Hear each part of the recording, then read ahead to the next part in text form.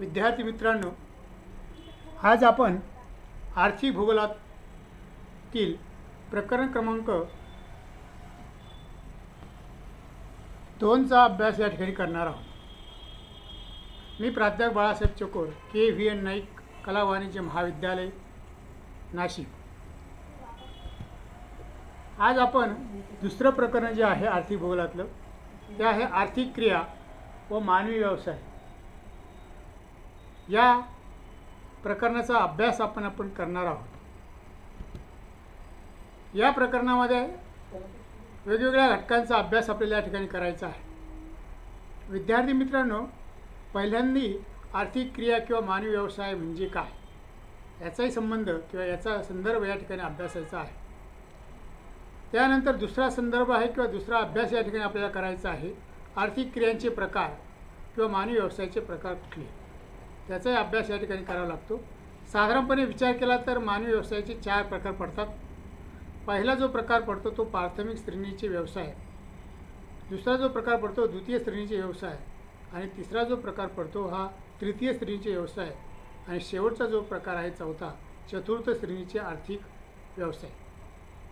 या व्यवसायांचा या ठिकाणी आपल्याला अभ्यास करावा लागतो. त्यानंतर या प्रकरणामध्ये दुसरा घटक या ठिकाणी सांगितलेला आहे तो म्हणजे द्वितीय श्रेणीचे व्यवसाय. याचाही संदर्भ या ठिकाणी घेतला जातो. प्राथमिक श्रेणीचा अभ्यास करत असताना त्यामध्ये वेगवेगळे व्यवसाय अंतर्भूत झालेले आहेत. त्यामध्ये शेती आहे, लाकूडतोड आहे, वनसंकलन आहे, शिकार करणे आहे, पशुपालन करणे आहे, मासेमारी करणे, खाणकाम यासारख्या प्राथमिक यासारख्या घटकांचा प्राथमिक व्यवसायामध्ये समावेश झालेला आहे. त्यानंतर द्वितीय श्रेणीचे व्यवसाय जर आपण या ठिकाणी बघितले तर त्यामध्ये कच्च्या मालावर आधारित पक्क्या मालाचे रूपांतर केले जातात. त्या सगळ्या प्रोसेसला द्वितीय श्रेणीचे व्यवसाय असे म्हटले जाते. साधारणपणे लहान मोठे उद्योगधंदे त्यामध्ये येतात, कारखाने त्यामध्ये येतात. साधारणतः ग्रामीण उद्योग, कुटीर उद्योग याचा संदर्भ त्या ठिकाणी येतो. वाहतूक, व्यापार या घटकाचा सुद्धा संबंध या ठिकाणी द्वितीय श्रेणीच्या व्यवसायामध्ये अंतर्भूत झालेला आहे. आता तृतीय श्रेणीचे व्यवसाय जर पाहत असताना त्यामध्ये वेगवेगळ्या घटकांचा समावेश यामध्ये झालेला पाहायला मिळतो. त्यामध्ये पहिला घटक आहे वाहतूक, संदेशवहन. त्यानंतर वेगवेगळ्या सेवा येतात. त्यामध्ये रेल्वे वाहतूक, रेल्वेची सेवा, विमान सेवा, जल वाहतूक, त्यानंतर रस्ते वाहतूक यासारख्या सेवांचा समावेश त्यामध्ये येतो. त्यानंतर पोस्टाची सेवा असेल, त्यानंतर उपग्रहाची सेवा असेल, यासारख्या घटकांचा समावेश या तृतीय श्रेणीच्या व्यवसायामध्ये होतो. तर वाणिज्य सेवेमध्ये सुद्धा त्यामध्ये सुद्धा वेगवेगळे कायदे असेल, वेगवेगळ्या सेवा असेल, जनसंपर्क असेल, समुपदेशन असेल, अर्थ असेल, विमा असेल, बँकिंग असेल, यासारख्या सेवांचा सुद्धा समावेश या तृतीय श्रेणीमध्ये झालेला पाहायला मिळतो. त्याचबरोबर मनोरंजन असेल, करमणूक असेल यासारख्या सेवा, त्याचबरोबर दूरदर्शन, TV, रेडिओ, सिनेमागृह यासारख्या घटकांचा सुद्धा समावेश हा तृतीय श्रेणीमध्ये झालेला पाहायला मिळतो. चतुर्थ श्रेणीमध्ये आपल्याला शिक्षण, माहिती, संशोधन, विकास यासारख्या सेवांचा एक वेगळा वर्ग मानण्यात येतो. त्याचासुद्धा अभ्यास या ठिकाणी येतो. त्यामध्ये शिक्षक येतो, डॉक्टर येतो, संशोधक येतो, यासारखे घटक त्यामध्ये अंतर्भूत होतात. ते वेगवेगळ्या पद्धतीच्या सेवा आपल्याला देत असतात. या ठिकाणी विद्यार्थी मित्रांनो, हे सगळं करत असताना, या सगळ्या आर्थिक क्रिया किंवा सगळे व्यवसाय पाहत असताना एक गोष्ट सातत्याने लक्षात घ्यावी लागते किंवा विचार करावा लागतो. ती म्हणजे या व्यवसायाची निर्मिती कशी झाली. आता व्यवसायाची निर्मिती कशी झाली हा सगळ्यात महत्त्वाचा भाग आहे. आणि म्हणून माणसाची मूलभूत गरज जी आहे अन्न, वस्त्र, निवारा आणि पाणी ह्या माणसाच्या मूलभूत गरजा आहेत. या गरजा भागवण्यासाठी तो सातत्याने काहीतरी धडपड करत असतो. आणि धडपड करत असल्या कारणामुळे तो कंदमुळे गोळा करतो, फळे गोळा करतो, किंवा इतर काही गोष्टी सातत्याने छोटे मोठे उद्योग तो करतो, पशुपालन करतो, मासेमारी करतो, शिकार करतो, यासारखे तो व्यवसाय करत असतो. आपली उपजीविका चालवण्यासाठी किंवा वेगवेगळ्या वनस्पती किंवा वेगवेगळे प्राणी यांची तो जोपासना करतो. त्याचबरोबर शेतीसारखे व्यवसाय करतो, त्या अनुषंगाने व्यापार करतो व इतर व्यवसायाशी तो नेहमीच सातत्याने संपर्क साधण्याचा प्रयत्न करत असतो. ह्या सगळ्या प्रोसेसचा जर विचार केला, त्याची गरज आणि मागणी या 2 घटकांचा विचार केला तर त्या ठिकाणी व्यवसायाची निर्मिती झालेली पाहायला मिळते. माणसाची सातत्याने धडपड असते, मला काहीतरी करायचं आहे, काहीतरी मिळवायचं आहे, आणि म्हणून त्याची गरज भागवण्यासाठी त्याची मागणी वाढली, मागणीतून गरज आली, गरजेतून व्यवसायाची निर्मिती झालेली आपल्याला पाहायला मिळते. आणि म्हणून या सगळ्या गोष्टीचा व्यवसाय, या सगळ्या घटकांचा विचार केला तर त्या ठिकाणी व्यवसायाची निर्मिती अशा पद्धतीने झालेली पाहायला मिळते. साधारणपणे या व्यवसाय निर्मितीची कुठली कारणे आहेत, या कारणांचा सुद्धा विचार करावा लागतो. मनुष्य प्राणी अन्न, वस्त्र, निवारा आणि पाणी या मूलभूत गरजा भागवण्यासाठी सातत्याने धडपड करत असतो. आणि मग तो धडपड करतो आणि त्याची मागणी वाढते आणि मागणीतून गरज निर्माण होते. आणि गरज आणि मागणी हे दोन घटक विचारात घेतल्यानंतर त्या व्यवसायाच्या निर्मितीची काहीतरी कारण निर्माण होतं. कुठला व्यवसाय करायचा असतात त्याची कारणं निर्माण होत असतात. पहिलं जो कारण आहे की पहिली मानवाची गरज, मानवाच्या वाढत्या गरजा, आणि त्या गरजापोटी तो काहीतरी व्यवसाय सातत्याने करण्याचा प्रयत्न करतो. ती गरज केव्हा तयार होते? वाढती लोकसंख्या हा घटक विचारात आला की त्या ठिकाणी लोकसंख्या वाढली, गरजा वाढल्या, लोकसंख्या वाढली, आणि त्यातून वस्तूची निर्मिती करावी लागते. आणि वस्तूची निर्मिती जेव्हा होते त्यामुळे एखाद्या प्रदेशामध्ये गरजेपेक्षा जास्त होते, एखाद्या प्रदेशात गरजेपेक्षा कमी होते. आणि ह्या सगळ्या गोष्टीचे किंवा एखाद्या प्रदेशात वाहतुकीचे साधने गरजेपेक्षा मोठी असतात किंवा गरजेपेक्षा कमी असतात. आणि म्हणून सातत्याने एखाद्या व्यवसायाची निर्मिती होत असताना त्या व्यवसायाच्या निर्मितीची कारणे विचारात घेतली जाते. कुठलं कारण असू शकतं? एक तर त्याची वाढती गरज, त्याच्या गरजा वाढलेल्या आहेत, आणि म्हणून मनुष्य प्राणी गरजा वाढल्या, लोकसंख्या वाढल्यामुळे गरजा वाढल्या, गरजा वाढल्यामुळे वस्तूची निर्मिती वाढावी लागली. काही प्रदेशामध्ये मोठ्या प्रमाणात एखाद्या वस्तूचे उत्पादन झालं, काही प्रदेशामध्ये गरजेपेक्षा कमी उत्पादन झालं. आणि त्या ठिकाणी मात्र आपल्याला वाहतूक हा घटकसुद्धा तेवढाच महत्त्वाचा विचार घ्यावा लागतो. यातून या सगळ्या घटकांचा जर आपण सारासार अभ्यास केला, विश्लेषणात्मक अभ्यास केला, तर त्या व्यवसायाच्या निर्मितीची कारणे आपल्या लक्षात येतात. आणि ही कारणे लक्षात घेऊन कुठलाही व्यवसाय निर्माण केला जातो. आता सातत्याने एक गोष्ट असते, हे सगळं कारण आहे, सगळे विवेचन आहे, विश्लेषण आहे, या सगळ्या गोष्टी विचार केला तर नेमका व्यवसाय म्हणजे काय याचाही विचार या ठिकाणी करावा लागतो. साधारणपणे मनुष्य प्राणी अन्न, वस्त्र, निवारा आणि पाणी या मूलभूत गरजांच्या पूर्तीसाठी हा तो सातत्याने धडपड करत असतो. या गरजा पूर्ण करण्यासाठी मागणीची निर्मिती होते. बेसिकली मागणीची निर्मिती झाली की त्यातून व्यवसायाची व्याप्ती वाढते, आणि या मागणीच्या पूर्ततेसाठी वेगवेगळ्या व्यवसायांचा अवलंब केला जातो. आणि तो ज्या वेगवेगळ्या व्यवसायाचा अवलंब जेव्हा केला जातो त्यातून पर्यायाने त्या व्यवसायाची निर्मिती होत असते. आणि ती व्यवसायाची निर्मिती होते, आणि त्यावेळेस ती निर्मिती झाली की तो आपला उदरनिर्वाह करत असतो. आणि म्हणून या ठिकाणी व्यवसाय म्हणजे काय हा संदर्भ पाहिला तितकाच महत्त्वाचा आहे. आणि या ठिकाणी मात्र आर्थिक क्रिया किंवा मानवी व्यवसायाची व्याख्या, त्याची डेफिनेशन काय हे आपल्याला पाहणे गरजेचे आहे. म्हणजे मानवाच्या सभोवतालच्या पर्यावरणातील साधन संपत्तीचे, मनुष्य प्राणी जो आहे त्याच्या सभोवतालचं जे पर्यावरण आहे त्या पर्यावरणातील साधन संपत्तीचे जेव्हा निरीक्षण करून विविध आर्थिक क्रिया तो करत असतो, अशा क्रियांना आपण आर्थिक क्रिया किंवा मानवी व्यवसाय असे म्हटलेले आहे.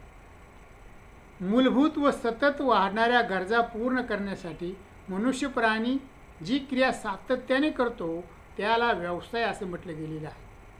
आणि म्हणून या ठिकाणी व्यवसायाची अशा पद्धतीने डेफिनेशन तयार झाली. दुसरा घटक या ठिकाणी विचारात घेतला गेला होता, आणि ह्या व्यवसायाचं वर्गीकरण होतं. या व्यवसायाचे प्रकार निर्माण होतात, आर्थिक क्रियांचे प्रकार निर्माण होतात किंवा मानवी व्यवसायाचे प्रकार निर्माण होतात. साधारणपणे 4 प्रकार या ठिकाणी पाहिले आहे, आणि त्याचा संदर्भ आपण या ठिकाणी विचारात घेऊया. पहिला जो व्यवसाय आहे तो प्राथमिक श्रेणीचे व्यवसाय. ह्याच्यामध्ये वेगवेगळे घटक येतात. त्यामध्ये शेती येते, लाकूडतोड येतं, वनसंकलन येतं, शिकार करणे, पशुपालन, खाणकाम, मासेमारी इत्यादी अनेक घटकांचा अंतर्भाव होतो. दुसरा जो व्यवसाय येतो द्वितीय श्रेणीचे व्यवसाय. त्यामध्ये लहान मोठे उद्योग येतात, लहान मोठे कारखाने येतात, ग्रामीण कुटीर उद्योग येतात, वाहतूक, व्यापार या सगळ्या घटकांचा समावेश होतो.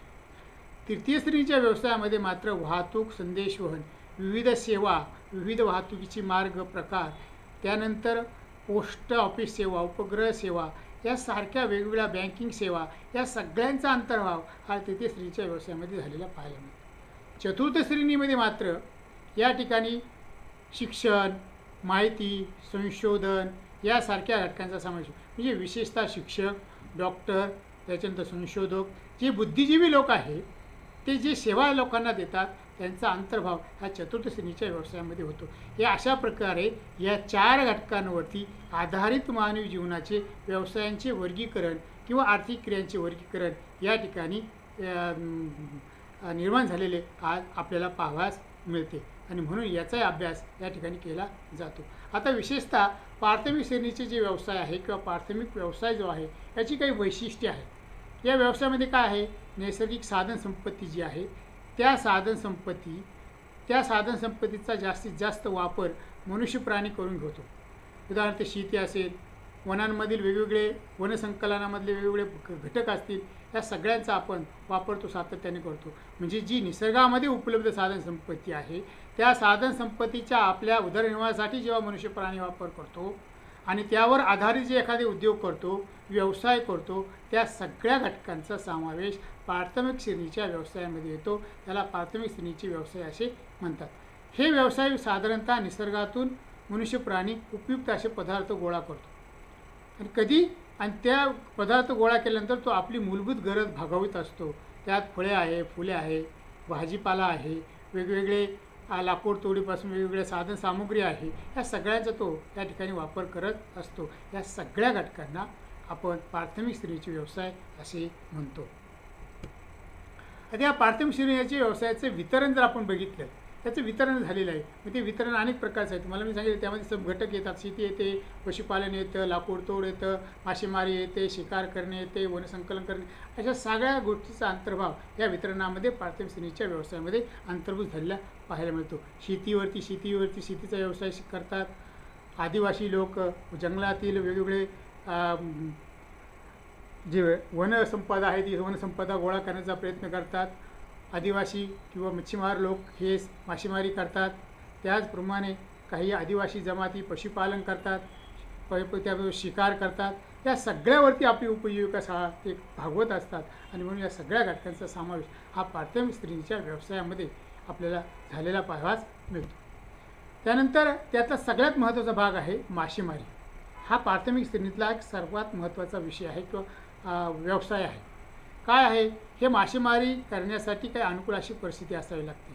कुठली परिस्थिती आहे, जर एक उदाहरण तुम्हाला महाराष्ट्राचं घेतलं तर महाराष्ट्रामध्ये कोकण किनारपट्टी आहे, हा तंतूर किनारपट्टी आहे कोकणामध्ये आणि म्हणून रायगड, सिंधुदुर्ग, त्यानंतर रत्नागिरी ह्या जिल्ह्यांमध्ये मोठ्या प्रमाणात मासेमारी केली जाते. त्या ठिकाणी समुद्रबूट जमीन आहे आणि म्हणून त्या ठिकाणी मोठ्या प्रमाणात मासेमारी कुळी बांधव त्या ठिकाणी करत असतात.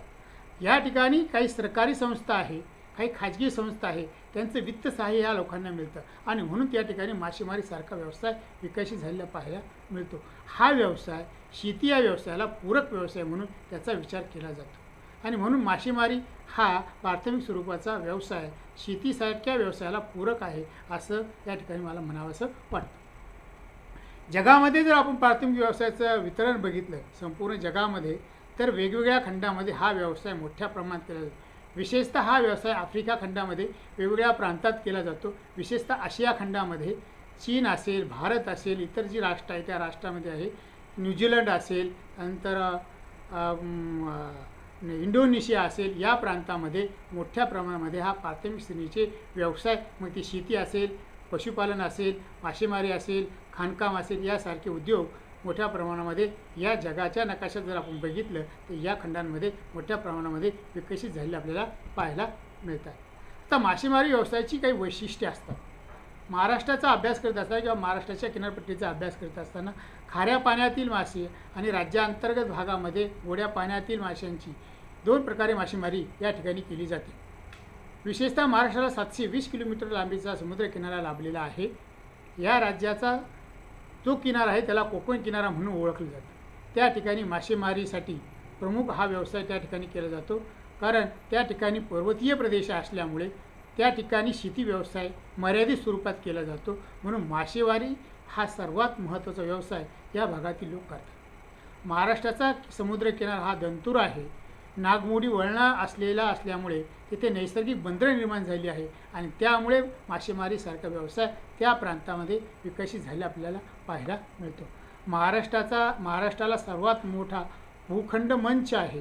याचा लाभ आपल्याला या समुद्रकिनाऱ्याला आहे, कारण तिथे अतिशय असा उथळाचा समुद्रबूड जमीन आहे. त्या ठिकाणी माशांची पैदास होते.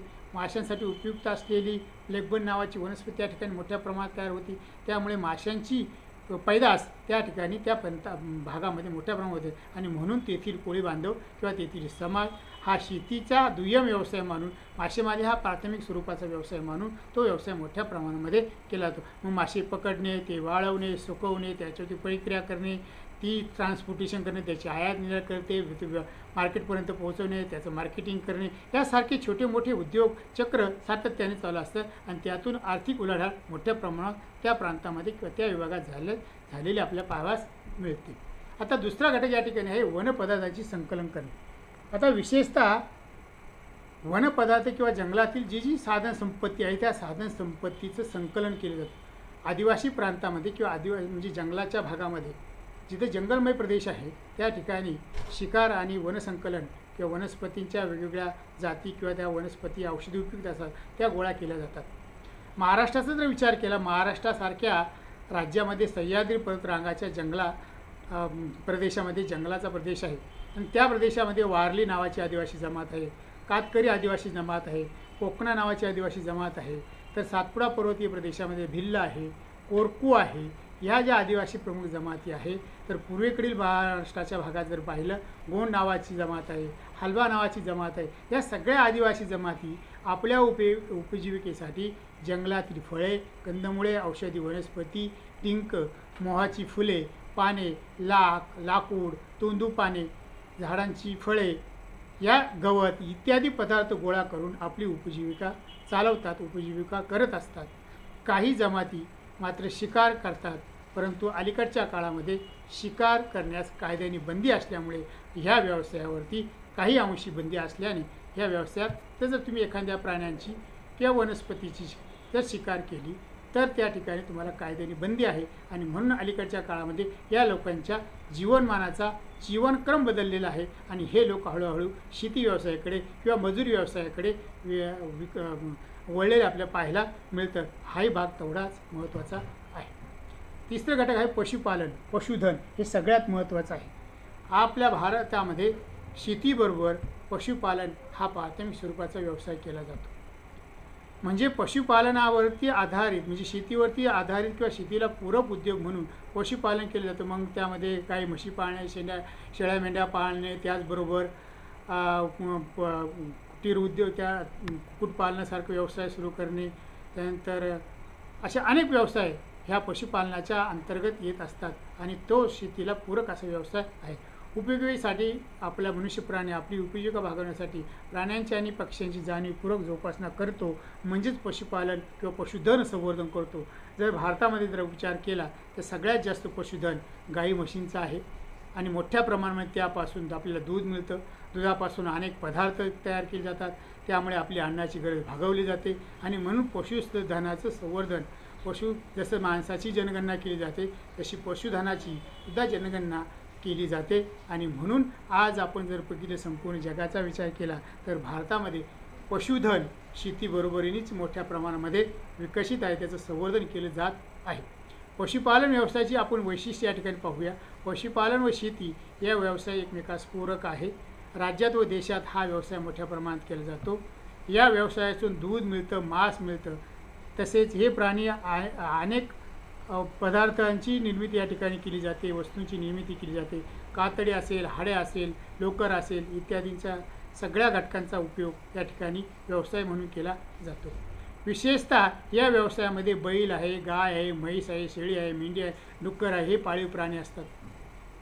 हे सगळं करत असताना ह्या दुधासाठी महाराष्ट्रामध्ये संकरित जर्सी गाई वापरल्या जातात, होस्टेन गाई वापरल्या जातात, वेगवेगळ्या जातीच्या गाई वापरल्या जातात, जेणेकरून जास्त उत्पादन वाढेल. संकरित शेळ्या मेंढ्यांची सुद्धा पालन या ठिकाणी मोठ्या प्रमाणामध्ये केलं जातं आणि म्हणून दुग्ध पालन व्यवसाय, पशुपालन व्यवसाय हा शेती या प्राथमिक व्यवसायाला निश्चित पूरक आहे आणि म्हणून मोठ्या प्रमाणामध्ये केंद्र सरकार, राज्य सरकार असेल ते मोठ्या प्रमाणात सरकारी अनुदान या व्यवसायासाठी शेतकऱ्यांना, शेतमजुरांना मोठ्या प्रमाणामध्ये शेती करणाऱ्या शेतकऱ्यांसाठी दिलं जातं. हा एक त्यातला भाग आहे आणि म्हणून हा व्यवसाय तेवढा महत्त्वाचा आहे. त्याचबरोबर कुक्कुटपालन हा व्यवसाय मोठ्या प्रमाणावरती शेतीसारख्या व्यवसायाला पूरक ठरलेला आहे.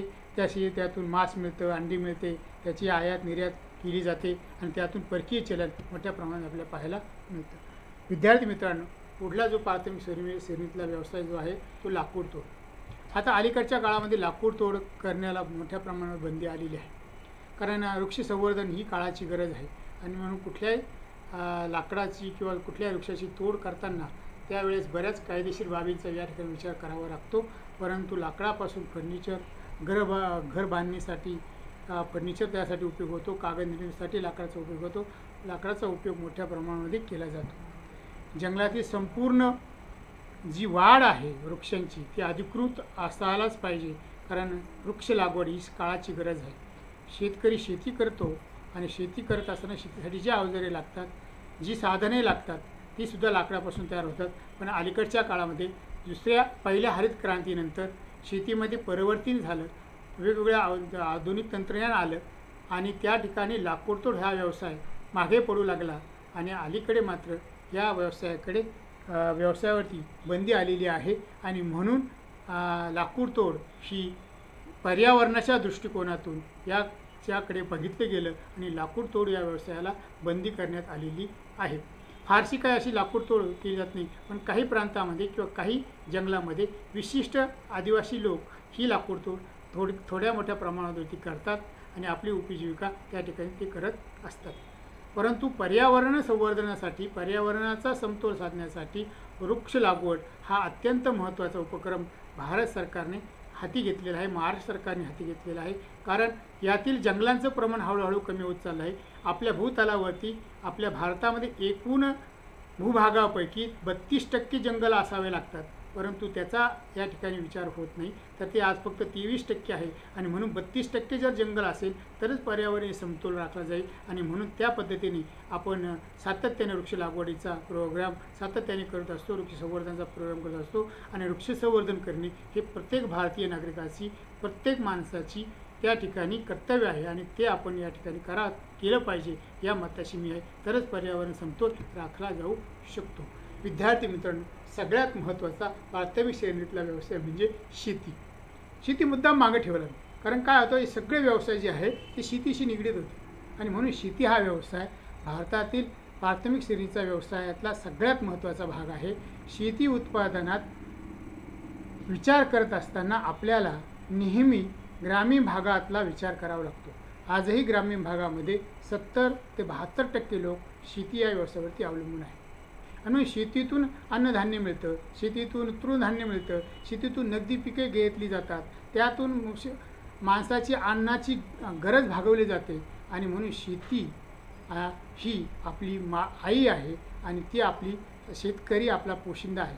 म्हणजे शेती असेल तर त्या शेतीचं संवर्धन केलं, शेतीची मशागत केली, त्याचं चांगलं उत्पादन मिळतं आणि म्हणून शेतीतून उत्पादन करण्यासाठी शेती आपली आई आहे आणि शेतकरी हा पोशिंदा आहे. याही घटकांनी विचार घ्यावा लागतो. परंतु अलीकडच्या काळामध्ये आपण पारंपरिक पद्धतीने शेती करत होतो, परंतु अलीकडच्या काळामध्ये हरित क्रांतीमुळे शेतीतील पिकांचा आकृतिबंध बदलला, पिकांची रचना बदलली, शेतीची आधुनिक तंत्रज्ञान आलं, जलसिंचन सिस्टीम आली, त्यामुळे शेतीतून कमी क्षेत्रातून जास्तीत जास्त उत्पादन घेतलं जाऊ लागलं. वेगवेगळ्या संकरित बियाणं आले, रासायनिक खतांचा वापर मोठ्या प्रमाणात सुरू झाला आणि दर हेक्टरी उत्पादनात वाढ झाली आणि त्यामुळे शेती व्यवसायात लोक मोठ्या प्रमाणात गुंतले गेले आणि शेती व्यवसायातून मोठ्या प्रमाणामध्ये आर्थिक उलाढाल होऊ लागलेली आपल्याला पाहिलं. शेती पद्धतीमध्ये पीक रचण्यात बदल झाला, नगदी पिकांकडे लोक वळले, जास्तीत जास्त व्यापारी पिकांकडे लोक वळले आणि म्हणून पारंपरिक पिकांकडे न राहता लोक नगदी पिकांकडे शेतकरी राजा वळलेला पाहायला मिळाला. रासायनिक खतांचा मोठ्या प्रमाणात वापर झाला, सुधारित बियाण्यांचा मोठ्या प्रमाणात वापर होत आहे, कीटकनाशकांचा वापर होत आहे, त्याचबरोबर नगदी पिके जास्तीत जास्त मोठ्या प्रमाणात होते. हे सगळे परिणाम हरित क्रांतीमुळे झाले आहे आणि म्हणून कमीत कमी क्षेत्रातून जास्तीत जास्त उत्पादन शेतीमधून घेण्याकडे शेतकरी त्या ठिकाणी आपलं सगळं तंत्र वापरू लागला, बुद्धी वापरू लागला आणि म्हणून भारताची अर्थव्यवस्था ही शेतीवरती आधारित आहे. भारताच्या एकूण राष्ट्रीय उत्पादनापैकी 32% उत्पादन हे शेतीच्या क्षेत्रातून मोठ्या प्रमाणामध्ये राष्ट्रीय उत्पादनाला हातभार लावतं आणि म्हणून कुठलाही भारतातील पंचवार्षिक योजना राबवत असताना शेती या क्षेत्राचा विचार केला जातो.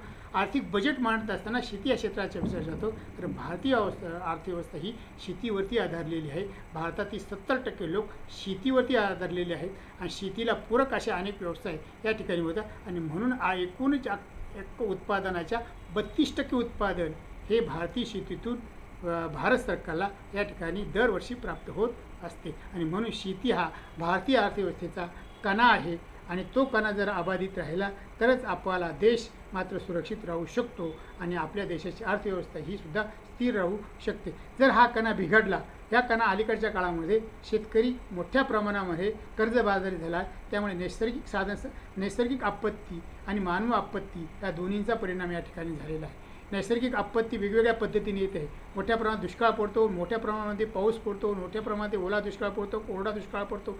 अनेक पद्धतीने तापमानात वाढ मोठ्या प्रमाणात झाली, वृक्षतोड मोठ्या प्रमाणात झाली, त्यामुळे जमिनीची धूप मोठ्या प्रमाणात होते, तुकडीकरण जमिनीचं मोठ्या प्रमाणात झालं. असे अनेक घटक आहे का त्याचा सगळा परिणाम ह्या भारतीय शेतीवरती झालेला आहे आणि म्हणून तो कणा काही अंशी वाकण्याची शक्यता या ठिकाणी निर्माण झाली आहे. जर भारतीय शेतीकडे जर राज्यकर्त्यांनी किंवा शासन स्तरावरच्या लोकांनी जर बघितलं नाही तर ह्या देशाची अर्थव्यवस्था निश्चितपणे खिळखिळी झाल्याशिवाय राहणार नाही. म्हणून शेती हा व्यवसाय सगळ्यात श्रेष्ठ व्यवसाय आहे. पूर्वीच्या काळात असं म्हणायचं शेती हा कनिष्ठ व्यवसाय आणि नोकरी हा श्रेष्ठ व्यवसाय, परंतु आता पुन्हा कालचक्र बदललेलं आहे. शेतीकडे श्रेष्ठ व्यवसाय म्हणून बघितलं जातं आहे आणि नोकरीकडे कनिष्ठ व्यवसाय म्हणून बघितलं जात आहे. म्हणून ग्रामीण भागामध्ये पुन्हा शहराकडून बेरोजगारांचा आपण जे म्हणतो संख्या पुन्हा शेतीकडे. आजचा शेतकरी हा जर बघितलं तर हा तरुण शेतकरी आहे, शिकलेला शेतकरी आहे, आधुनिक तंत्रज्ञान असलेला शेतकरी आहे आणि म्हणून तो मोठ्या प्रमाणात उत्पादन घेतो. परंतु त्याच्या उत्पादित मालाला माल जो आहे त्याला मूल्य नसल्यामुळे त्याची आर्थिक परिस्थिती पुन्हा खालावते आहे. त्याची आर्थिक परिस्थिती खालावली म्हणजे देशाची आर्थिक परिस्थिती खालावते. हा एक त्यातला कार्यकारण संबंध आहे. तोही या ठिकाणी राजकर्त्यांनी किंवा समाजकर्त्यांनी किंवा संशोधकांनी तुमच्यासारख्या माझ्यासारख्या विद्यार्थ्यांनी हा भाग या ठिकाणी विचार घेतला पाहिजे. दुसरा महत्त्वाचा घटक या ठिकाणी प्राथमिक व्यवसायामधला खाणकाम व्यवसाय. भारतासारख्या देशामध्ये खाणकाम व्यवसायाला महत्त्व आहे आणि मग काय होतं बऱ्याच वेळा ह्या भूस्तरातील खनिजे जे आहे त्याचं उत्खनन करून बाहेर काढण्याच्या प्रक्रियेला खाणकाम व्यवसाय म्हणतात. देशात आणि महाराष्ट्रात खाणकाम व्यवसायाचे वितरण विषम स्वरूपात आहे.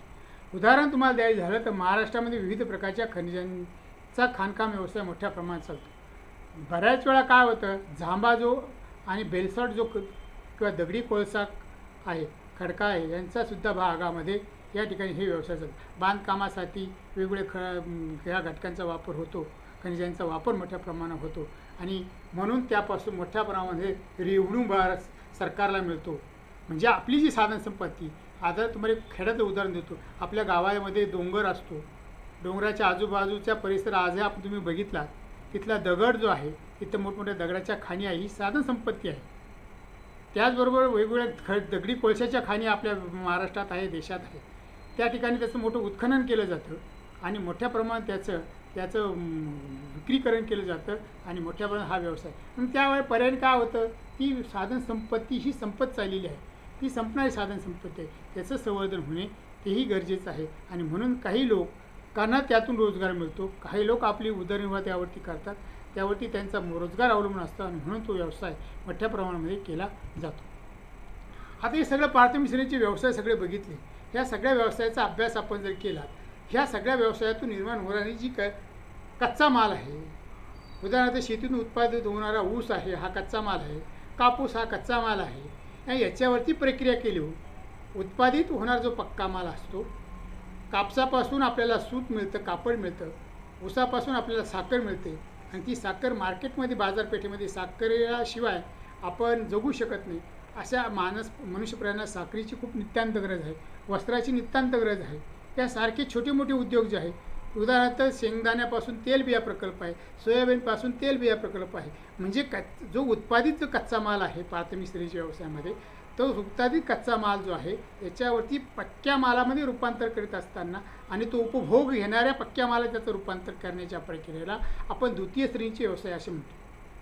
आणि प्राथमिक श्रेणीच्या व्यवसायातून उपलब्ध होणारे काही पदार्थ आहे, मानव त्याच पदार्थाचा वापर करू शकत नाही, परंतु त्याचं रूपांतर उपभोग्य वस्तूमध्ये करता असताना जे व्यवसाय तो करतो त्यांना द्वितीय श्रेणीचे व्यवसाय असे म्हणतात. थोडक्यात असं म्हटलं तर प्राथमिक श्रेणीच्या आर्थिक व्यवसायाच्या क्रियेतून जी विविध प्रकारची कच्चा माल मिळतो त्या कच्च्या मालावर प्रक्रिया करणाऱ्या ज्या विविध वस्तू निर्माण होतात आणि पक्क्या मालात रूपांतर होतं आणि त्या सगळ्या प्रक्रियेला आपण द्वितीय श्रेणीचे व्यवसाय असं म्हणतो.